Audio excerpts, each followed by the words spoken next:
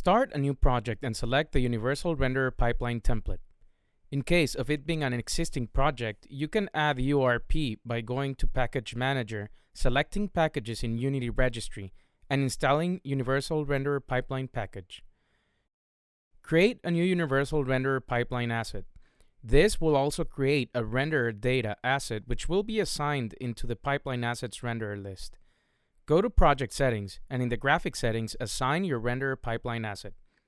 Now that URP is set up, turn on post-processing both in the renderer data asset and in the camera component in your camera's game object. Finally, create a global volume game object. In its volume component, create and add a new profile and add bloom. Turn the threshold down to 0 and its intensity up. This is a quick way to easily get this neon-like effect. Keep in mind that this method will add bloom to anything possible, including the background. To have more control, you will need to bring the bloom threshold up.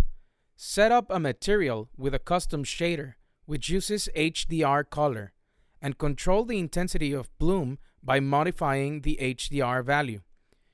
Now you will have more control over what emits bloom by adding a material such as this one.